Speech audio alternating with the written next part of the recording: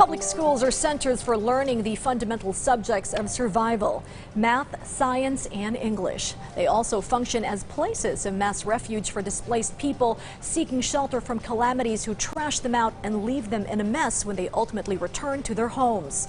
A proposed law cooking in the lower house seeks to change all that with the construction of evacuation centers. As we hear more from our Daniel Manalastas.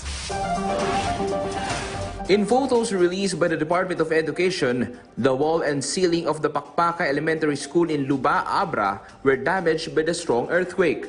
At Maguyep Integrated School in Salapadan, Abra, school materials were in disarray due to the temblor. The ceiling of the school was also destroyed. Usually, the schools become evacuation centers when a disaster strikes.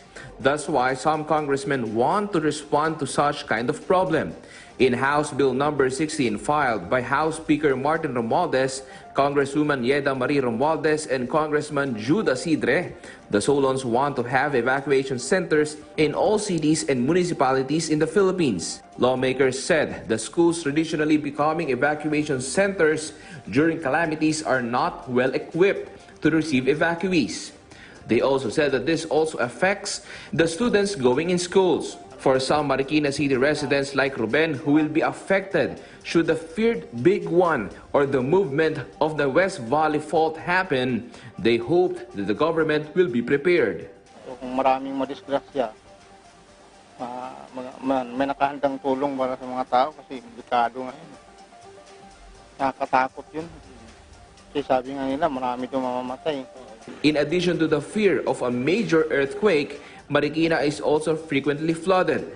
That's why they wish they would have a proper evacuation center when calamities happen.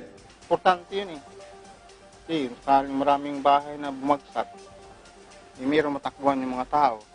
According to the Education Department, it would be a great help if there will be a separate evacuation centers. Well, that would be good because right now we also have, I think, 4 schools from the latest data that were used as evacuation centers.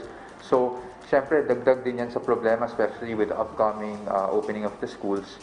Under the bill, before an evacuation center is constructed, it must also be close to health facility. It also needs to be capable of withstanding a super typhoon category storm and an earthquake that will reach magnitude 8. Daniel Manalastas for The Nation.